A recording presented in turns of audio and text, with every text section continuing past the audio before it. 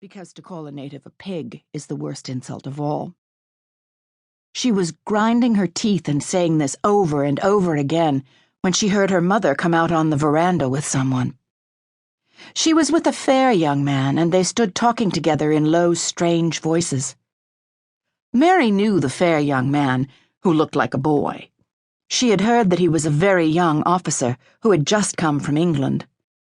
The child stared at him, but she stared most at her mother. She always did this when she had a chance to see her, because the Mem Sahib, Mary used to call her that oftener than anything else, was such a tall, slim, pretty person, and wore such lovely clothes. Her hair was like curly silk, and she had a delicate little nose which seemed to be disdaining things, and she had large, laughing eyes. All her clothes were thin and floating, and Mary said they were full of lace. They looked fuller of lace than ever this morning, but her eyes were not laughing at all. They were large and scared, and lifted imploringly to the fair boy officer's face. "Is it so very bad? Oh, is it?" Mary heard her say. "Awfully," the young man answered in a trembling voice.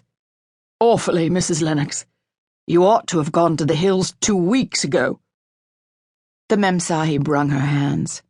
"Oh, I know I ought," she cried. "I only stayed to go to that silly dinner party.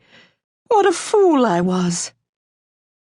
At that very moment, such a loud sound of wailing broke out from the servants' quarters that she clutched the young man's arm, and Mary stood shivering from head to foot.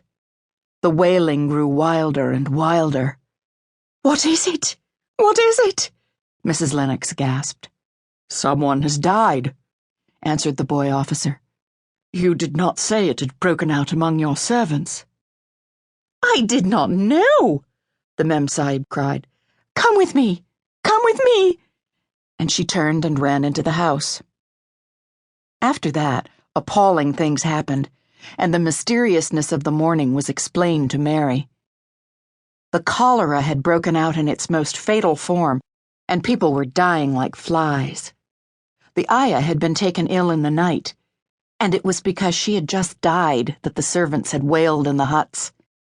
Before the next day, 3 other servants were dead, and others had run away in terror. There was panic on every side and dying people in all the bungalows. During the confusion and bewilderment of the second day, Mary hid herself in the nursery and was forgotten by everyone. Nobody thought of her. Nobody wanted her, and strange things happened of which she knew nothing. Mary alternately cried and slept through the hours. She only knew that people were ill, and that she heard mysterious and frightening sounds.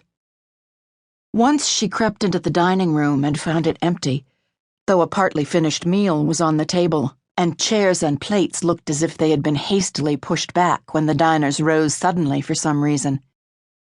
The child ate some fruit and biscuits, and being thirsty, she drank a glass of wine which stood nearly filled. It was sweet, and she did not know how strong it was. Very soon it made her intensely drowsy, and she went back to her nursery and shut herself in again, frightened by cries she heard in the huts and by the hurrying sound of feet.